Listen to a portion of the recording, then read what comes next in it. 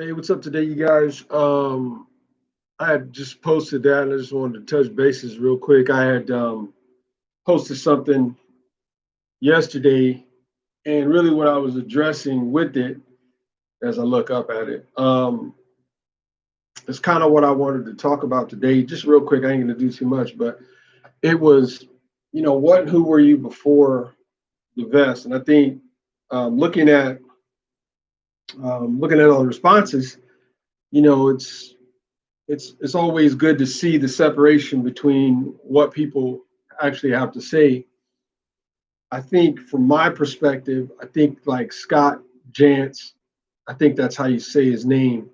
But I think he hit it right on the head because, me being prior military, in all honesty, I was really lost at one point because, as a lot of you guys know, even though I kind of skirted in and out of being in clubs and I was a part of a lot of writing groups, really never patched. But one of the things I think I was coming out of the military was really, really lost. I mean, I was used to the military. And I know, some people that have never been in the military, possibly you wouldn't understand the concept. But anybody that's been in an environment where people get together and you have group dynamics, you have camaraderie, um, that's what I'm talking about in the military. Because in all honesty, the military, huge, huge family. Depending on what branch you are, that family could be to the extreme, or it could just be people that you see and people that you're friends with. Any Marine will tell you a Marine's always a Marine and a brother's always a brother. Um, you know, I've heard that so many times, and I've even got people that I know very well, and they address the same concepts. But like with the Navy, it was family. I mean, I got people that I served with in '85 and '86, and I still talk to them today, and we're still really good friends. And we go out and do stuff. And if I come into their towns, we go out and have drinks and laugh and joke about some of the stuff that happened. It's like a big network, it's likened to not never been a Mason, so I don't know what the aspect of it is, but from what I've heard, it's likened to that also. So it would be any grouping, it could be a fraternity, could be a sororities, could be whatever. You have the same group dynamics where everybody really kind of gets together and gets along, and then you have the secondary love of like just hanging with each other, spending time with each other. So that's what it was when I got out of service. I was lost. I mean, I was struggling, and I've always said this, and anybody that's ever talked to me or ever addressed this with me from my former nation, would always tell them that it really saved my life because I was on a downward spiral. I was legitimately on a downward spiral. I was suffering, extremely suffering from PTSD. It was pretty bad. I mean, I was at a point of being suicidal. I was at a point of just tired. I mean, I couldn't go to sleep. I couldn't close my eyes. I couldn't do anything. It was just like paranoia. And a couple of guys, they got together and really kind of sat down and talked to me. Some of them were veterans, so they kind of understood where I was at and really helped me along with the process. And so even though I still had a lot of dynamics or a lot of issues and things like that, it was a comforting scenario where I always knew they had my back. And so I felt comfort in that. And when times got really bad on me, from separations from my ex-wife, I mean, I was gone. I mean, I was again, and they were right there. Hey, man, this is where you're going to stay at. This is where you're going to be.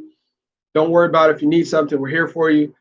I mean, it was not even a question of whether they had my, they had my, in terms of my health and my happiness and um, about my, like my heart, my life, things like that. I'm trying to figure out the words to say and try not to get emotional, but they really, really had my back at that time. And it was a bad time. We're talking, suffering from PTSD, going through a breakup, a separation from my kids, separation from my family. All of this just hit one point, and to have them there was like a rock. I mean, literally, they picked me up and carried me on to the next concept. And really, the start of the change of my life when, like a lot of things happened, and all I needed was just that hand. All I needed was that, hey, we got you. We're going to carry you. And so that's what I think, coming into it, I think that's what I was before I actually was patched. And I was really lost. I was trying to find that camaraderie, that brotherhood that I had found at war and during times in the military. And so that's different from maybe some other people. And again, everybody's perspective is going to be different.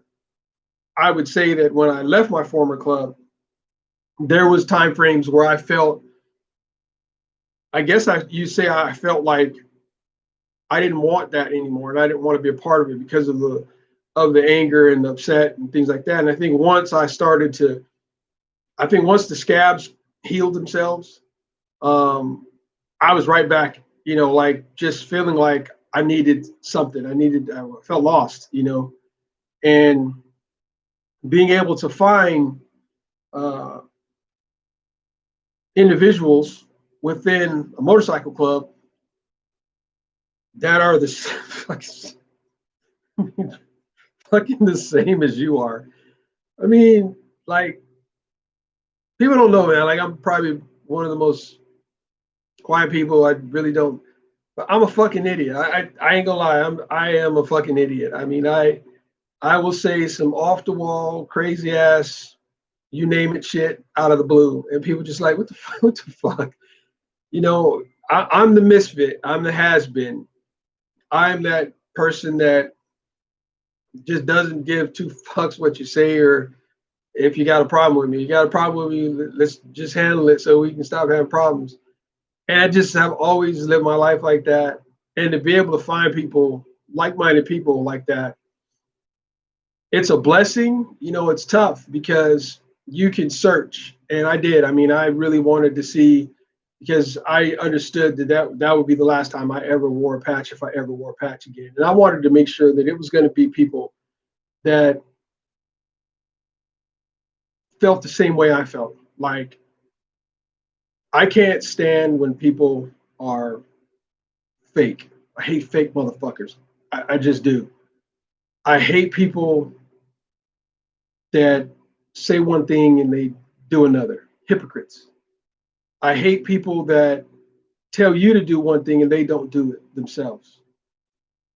I hate when, instead of you just being honest, you feel like you need to lie. Those are things that I can't fucking stand in this world. It bothers me and it pisses me off. And that's the reason why I like where I'm at in my nation right now, is because motherfuckers keep it 100. They will call you on your bullshit. They'll call you on some shit that you did or you didn't do or you're supposed to have done. I love that fact because they keep you humble. They keep you honest. If you don't have that, you're missing that, because there's nothing worse than being able to bullshit your brothers, lie to your brothers, or feel like that you need to bullshit or lie to your brothers. You should be able to tell your fucking brother everything and anything. And you guys might not agree to disagree. I mean, sometimes you guys might need to go into, you might need to step outside for a little bit and get a better understanding and come back in and have some drinks. But you don't, if you can't challenge your brother, if you can't be honest with your brother, if you can't be 100 with your brother, you're just really in the wrong club, in my perspective. That's the way I look at it, because I feel like that's the foundation of a motorcycle club. I feel like that's the foundation of your colors. I mean, literally, I think a lot of people look at me and when I talk, they just feel like who the fuck are you, man? Because you just have this different perspective, or maybe just a different love for this. And I do. I mean, I am the, I guess, the romantic side of fucking the motorcycle community, because I love being a biker. I love the camaraderie and the brotherhood that comes with finding a family that you can call your own. There's nothing better in this world than me. I mean, it's like, for some people it's the stars and stripes, for some people it's the bars and stars, so for some people it's whatever it is. For me, it's the colors on those vests, man. It's that just warms my heart to see people riding and those colors being represented. I mean, it means so much, because there's been a lot of people have lost their lives, and a lot of people have died for those colors, and a lot of people don't get that and they don't understand that. And I've seen it firsthand. I was there in the trenches. I saw the Save the Patch movement. I saw all these things that happened to maintain and to keep that vest on our backs. And so for me, when I look at it, I say that we owe each other a little bit more respect in terms of the patches, dealing with each other, because there's been so much lost in the past. We've got to get past this whole BS that's going on with us and start thinking about the whole community in a whole, because that's really where we should be concentrating a majority of our attention. So, looking at that, kind of going back to the topic, is thinking like, who were you, or what were you, what were you before the colors, or what were you before your patches? And across the board, man, of course, that's a simple thing, and I always talk to people about, you can't allow a patch to change who you are. Even when I used to address people that would come in and say, hey, I'd like to join your group or whatever it is, and I would just be like, well, what do you want to achieve from this, and what do you think you're going to achieve inevitably if you do end up patching in? And you hear all the rest of the blah blah blah, whatever it is, and you're just sitting there like, person doesn't get it. The whole concept of you wearing a set of colors is just a representation of your nation. That's all it is. If you was a bitch before you put those colors on, you're still a bitch. That's it. You might have a few more people that back you. You might have a few more people that got your back, but you're still a bitch. You can't change who you are by wearing a set of colors or putting a set of colors on. It doesn't work that way. And I think a lot of people that get involved with this, they'll join a specific club or want to join a specific club just for the fact of, oh, well, this club is one of the top clubs, or this club is this and this club is that. Then they don't get it. They don't understand it is, you still have to be a part of that club. And if you're a part of that club, then you still have to be able to get along, and you still have to be able to maintain a world within that club. And if you join the club because you like the patch, or you join the club because the club has a specific amount of respect, then you've joined the club for the wrong reason, because you really should be joining the club for the brothers that are there and the people that are going to have your back. It's like going out to war, and you're in a war zone, and you're in a squad, and everybody's separated doing their own thing. I mean, that's not how a squad works. That's not how group dynamics work. Each individual person within the squad is protecting each other. They've got each other's backs. And that's what an MC is. I mean, people can say what you want to say. One of my bros, I always listen to him. Like, he says he listens to me, but I listen to him. And everything he says, I take it in, because I understand what he's saying. And he says, really, a motorcycle club is just like the military. It's a platoon. And in each platoon, you've got a breakdown of basically squads. And so each squad has a number of people, and each platoon has a number of people. And so as the platoon is the main aspect of the nation, and each one of the individual chapters is a squad, those individual chapters, which is the squad, should be working together for the good of the platoon. And like, a lot of individuals maybe not understand that because they're not military based, but the military guys completely understand that. It may not be a squad, it may not be a platoon, it may be your division, or maybe if you're in the Navy, and then it might be your department. So you have a department and a division, and within that thing, your department would be your nation, and then the divisions would actually be your individual chapters.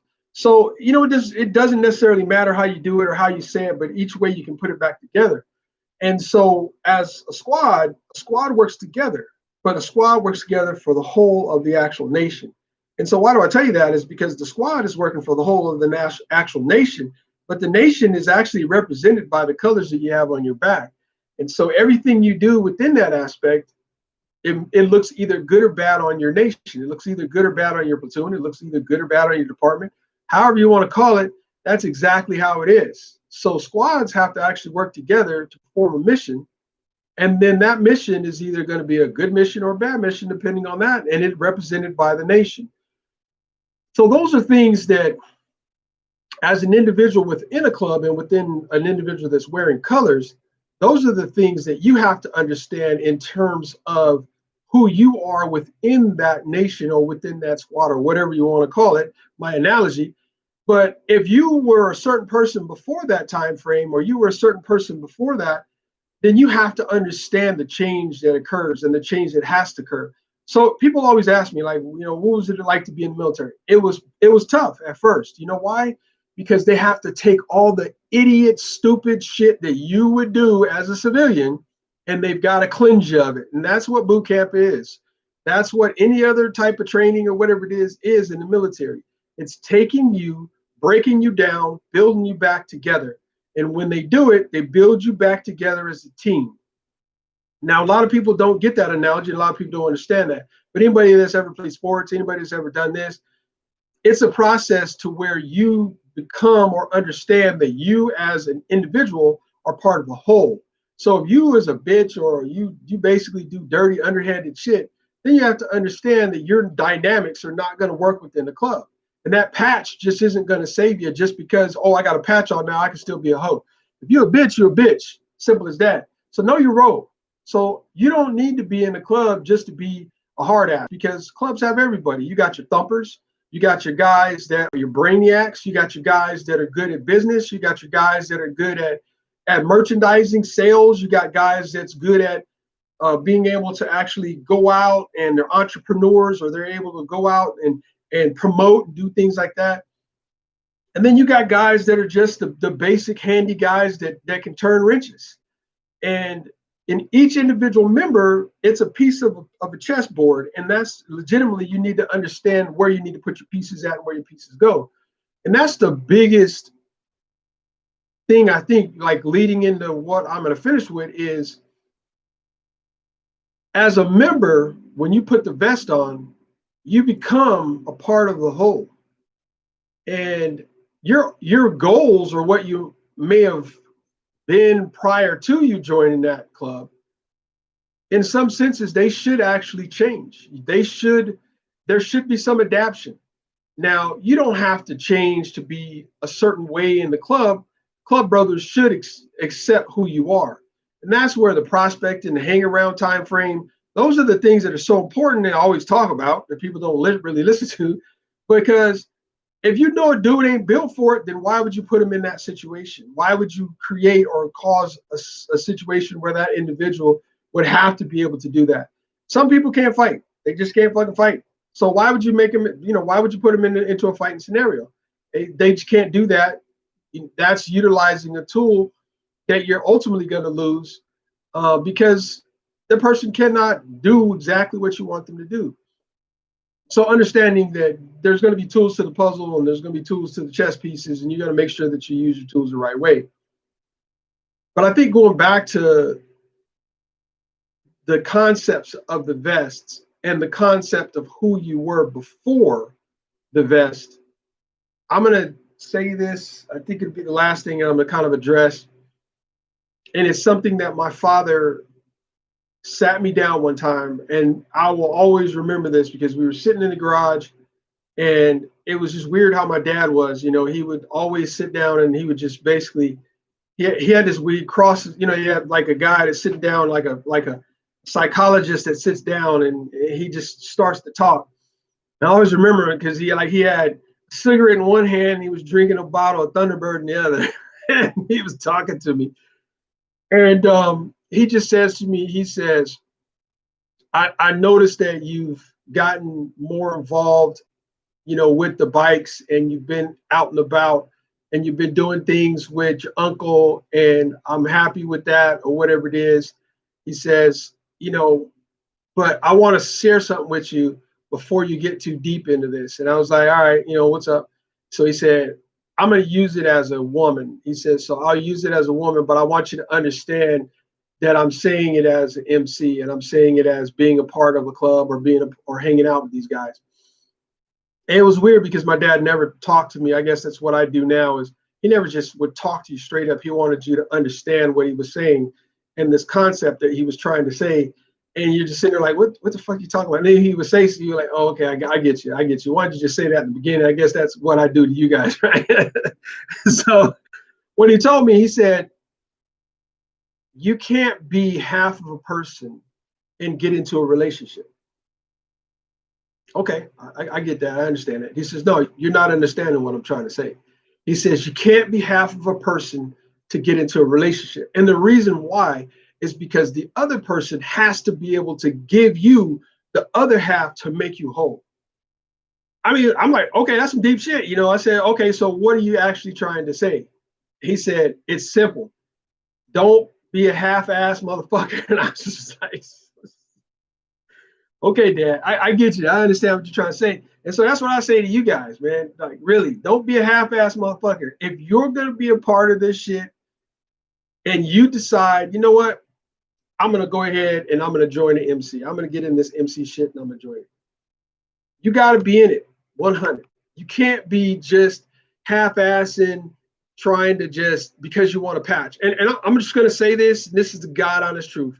There are a lot of motherfuckers right now in your club, around your nation, that you can say, and right now, those motherfuckers only joined to get a fucking patch because they thought it was going to give them some pussy, or it might get them some prestige, or they might get them a chip on their shoulder, they back it. There's motherfuckers right now out here right now that's listening to this that will listen to this or listen to this right now. And you can say, there are motherfuckers out there right now. You've seen them. You've been around them. You know them. That they are only in a club right now because it benefits them. It ain't about their love for motorcycling. It ain't about this and that. I tell people all the time, I was a biker before it became fucking popular, because there's a lot of people that are just in this for the fad. There's a lot of people that are just in it because, oh, fuck, this is the hot thing right now.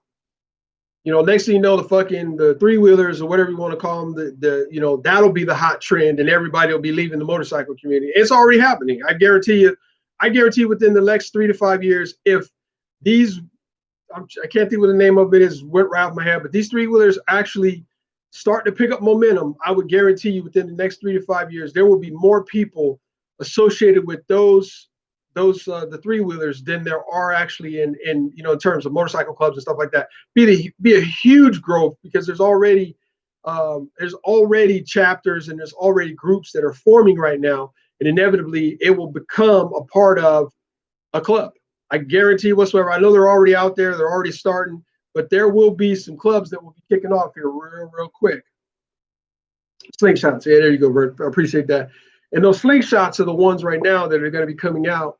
And I guarantee you, I would say within the next 3 to 5 years, mark my words, that you're going to see a mass of individuals going into the slingshots, and actually clubs and stuff like that forming off of the slingshots. It's coming. Trust me, I've called many things, and this one is one I'm calling. Back to what my dad was saying.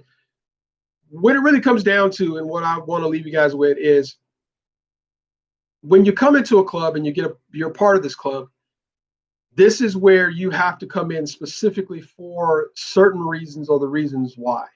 And this is where the separation between who you were or what you were before you got into this club. So everything I've said now has really been on the masculine side, but it works the same way for the ladies, and it works the same way in terms of what you guys should be stepping out or providing, or whatever it is. When it comes down to it, real talk, as an individual, who you are before that, you should be a whole person. You should be somebody that you've got a job. This is an expensive lifestyle. You have a functioning understanding of what you're getting into. Most importantly, you got a fucking motorcycle. That's, you got a fucking motorcycle. I mean, I know, hey, people like, trust me, there's some motherfuckers out right now that got an MC, wear the motherfucker out that vest, and they ain't got a fucking bite to first. So there's just certain things and certain parameters you got to have to be in this. And when it comes down to it, just being an individual in this MC world is only good as an independent rider, because once you become part of a motorcycle club, now you are a part of a whole. And so you can't go into a motorcycle club half-assed, and you can't go into the motorcycle club basically being a half of a person. You've got to go in 100, because if you're not going in 100, then your brothers have to be able to take over and help you along the way. And that's not what this is about. This is not necessarily about finding people and they were the ones that are helping you out or whatever it is. What it is about is giving 100% and being a part of that. Even when my bros stepped up and gave, or former bros stepped up and gave me a place to live and gave me whatever it took in order for me to make myself, or make my, basically to take care of me. I still was a whole individual. I still was able to basically take care of myself. I was a part of that. I was making runs. I was doing everything that I needed to do to be a member of the club. I was dealing with a lot of things at the time. I was dealing with a lot of pain at the time. And those bros were there to help me out through that process. I'm not talking about, a brother can't help you out. What I'm trying to tell you is don't be a fucking burden on your patch. All right. Other than that, hey, appreciate you guys listening or sitting down for a minute to listen to me. The main thing I did want to pass down is, when I came into this, to be honest, military, I was lost. And before anything, I'm always a man, I'm always a person. But I think coming into this, you have to make sure that you're able to actually do what you need to do in terms of being in a motorcycle club. If you're not in a motorcycle club, you're just an independent rider, none of this actually matters, because most independent riders really don't need the aspects of the motorcycle club because they kind of do their own things. But if you're in this lifestyle and you're wearing a patch on your back, then you need to understand what comes with that.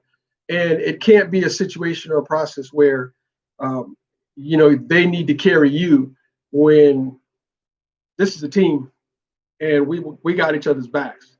And so that's the most important thing, is to make sure that you guys have each other's backs. All right, you guys take care, man. One love to my bros out there. You guys take care.